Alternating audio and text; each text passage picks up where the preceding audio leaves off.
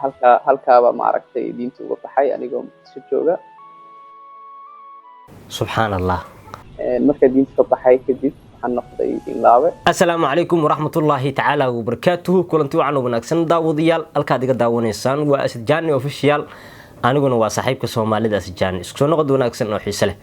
kusoo dhawaada mar kale barnaamijkeena maxaa cusub maanta oo aad ku daawan doontaan hadduu ay biraahdo. dhawaan ayay ahayd markii ay soo yeertay gabar kamida youtuberada Soomaaliyeed ee ku dhaqan arigaas iyo Malaysia inay ku sigatay inuu kufsado wiil kale oo Soomaaliyeed. haddaba arintaas ayaa maalmihii u dambeeyay social media aad u heysatay.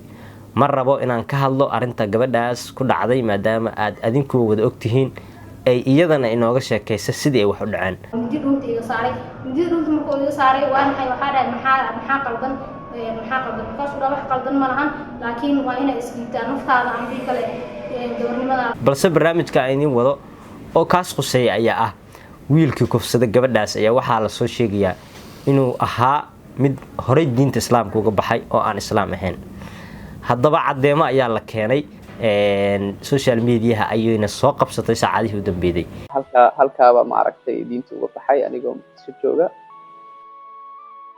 maxaa karuna maxaa ka beena barnaamijkaas iyo muuqaalo cadeynaya isaga oo la wareysanayo qolo diinta islaamka ka baxdana ay wareysanayaan ayaan idin hayaa. balse intaanan u gudagelin fadlan marka hore janaalka subscribe saara, videogana like saara si oo asxaab fara badan u gaaro. waa mahadsantiin saaxiibayaal, soo dhawaada mar kale. dhawaan ayay ahayd markii arin dhammaanteen aan ka murugoonay ee kasoo yeertay Malaysia. gabar Soomaaliyeed oo lagu magacaabo Ayanita oo ah gabar kamida gabdhaha youtuberada ee ku dhaqan Malaysia ayaa sheegtay inay xaalad halis la kulantay intii lagu guda jiray bishii barakeysnad ee Ramadaan oo isku dayay wiil la noolaay iyada inuu kufsado, balse ay ka badbaaday dhaawacyan ay ka soo gaareen. haddaba gabadha wiilkii kufsan gaaray ayaa iminka la soo sheegayaa inuu ahaa mid diinta islaamka ka baxay sanadii 2016 wiilkaas oo ka imaaday magaalada Muqdisho.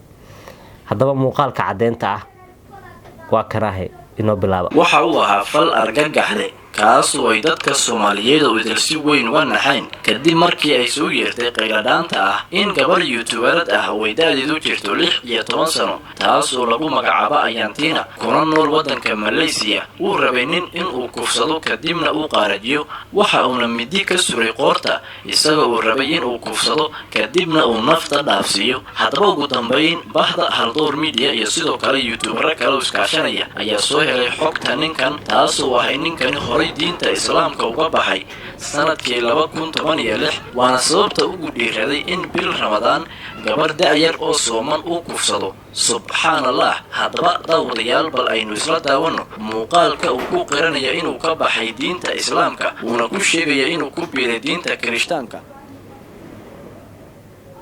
subhanallah. muuqaalkan waxaa la soo geliyay janaalka Haldoor Media sida ay sheegayaan reer Haldoor Mediana iyaga iyo waliba youtuber kale oo isku tagay ayaa arintan baaritaan ku sameeyay. muuqaalna soo helay. muuqaalka inoo fasax. welcome Ruqiya Maxamed Cawaale iyo Leila iyo dadka gadaal ka soo kala gol, all of you I will say welcome all of you in the mic. waxaa inoo muuqdo aalad la isla wada saarayaa macnaha oo video call ah. yarka Soomaaliga sida aad dareemay yarka fanaanada madowga wato geeska saaran waaye The Joy ugu qoran.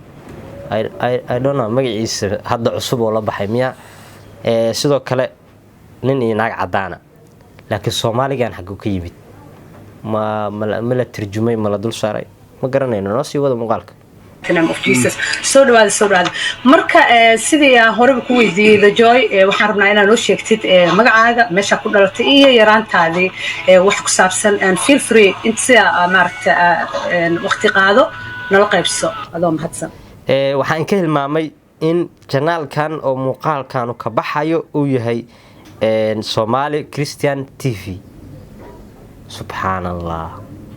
Soomaali waxaa la dhahaa 100% waa dad islaam, laakiin ma lagu weynayo sheedaan wuxuu duufsado oo diinteena macaanta badan uga dhiga mid qaraar. adoo mahadsan. aad baa u mahadsan tahay. magacaygu cusub waa The Joy. waxaa la ii bixiyay Cabdullaahi.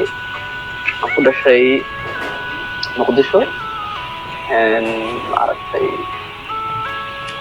waxaan ku dhashay maaragtay muqdisho maaragtay quraankii maaragtay meesha kusoo bartay صح halkaaba maaragtay diinta uga baxay anigoo muqdisho jooga allah marka diinta ka baxay kadib waxaan noqday ilaawe marka صح صح markaas maaragtay صح وارن وقصة أد ونكسر ولا الله قدام كسر قال دمانتي شرقرية أو لايك يكومنت استمية ذا جوي مركا لالتي كل لالتي سوماليا كل سوماليا أنا سأقولها وذا مسلم أهوا مقدشة كل لالتي مقدشة كرتي مركا دوكس قرآن والوجي سماها مركا قرآن كي سيف عن مبرتي محاهت حسوس هذا قدام مركا لو فيري فيلم الوداد دمي هايين دينة السلام مالوسو كوري محاهت أديك سا محاهت دريم جرتي iyo maaragtay muslimadaada quraankii inta wax ka soo gaartay in wax badan ka barat leedahay wiil dhalinyarana waa tahay marka ka soo tagtay islaamka 2016 ahayd markii maaragtay leegu ogaanayay sida leegu ogaadayna ma arag maaragtay intuu ka tagay subhanallah hadda wuxuu taagan yahay waa qof ku dhashay magaalada muqdisho anaga u tarjumi meeno afkiisiyo ku hadla afaan wada fahmeyno ku hadla oo luqadeeni ku hadla Soomaaliya nala sheegtaa laakiin nagu diin ma anigu isma lahayn qof Soomaaliya oo islaamnimo ku dhashay oo ehelkiisa farac ka farac yahay dad islaama meel wuxuu la soo istaagayaa waxaan ka baxay diinteedii xilligaas waxaan ka siinahay waxa ahayd markii uu dhahay diin laaw ayaa noqdo subhanallah wax laga acuudu bilaysta waay murugtaas Soomaali kaliya uma taalo dadka aadka u dareema sidaan anigu huba aan aaminsanahay waa qoyska uu ka dhashay wiilkaas waxa laga yaabaa in shilimaad loo sheegay si diinta islaamka oo ugu bedesho inta badan markay dadku dhalinyaro yihiin ama aysan qaan gaarin ninkaan sida ka muuqato waqtigan waa dhalinyarada 20 iyo xoogaa jiro 2016 sheegay xilliga diinta islaamka oo ka baxay inay tahay waa 5 sano ka hor 5 sano ka hor marka waa adiga xilligaas xilliga qaangaarka ahaa dabcan waa la dhihi karaa maskaxda laga xaday maadaama uu ahaa xilligaas nin dhalinyaro ah hadeertaan waxaan aaminsanayaa wali inuu joogo meel laga qaban karo ninka dhalinyarada iyo kuwa kale oo la midka ah waxaan rabaa barnaamijkan inaan kaga faa'iideysto diinteena waxa lagu yahay weerar dad ayaa jiro 24 saac u taagan sidee dadkan islaamka aan uga dhignaa gaalo waxa alxamdulillah gabadha muuqaalkeeda intii daawataa ka warqabta in ilaahay ka badbaadiyay dhaawac yar soo gaara maahane uusan dhibaato kala gaarsiinin balse arinta kale oo ka xumaada ay waxay tahay aawe dhalinyaradii youtuberada ahaa ee dadku wada jeclaayeen ee Malaysia ka soo jeeday ilaa haatan ma arag qof ka hadla arinta gabadhaas ku dhacday ee Malaysia kula sugan gabadhan dhibka ku dhacday ninka u geystay inuu yahay diinta islaamka aan haysanin ayaa rabay inaan u bandhigno dadka kale ee ka agdhow si ugu yaraan xitaa ugu heliyaan islaamnimo maadaama ninkan uu yahay nin gaala wadku ma haysatiin sida u daawateen mar walbana aad reaction uga bixidin muuqaalka xiga inta ku kulmeyno waa saaxiibka Soomaalida Asjaan oo idil nooli kulan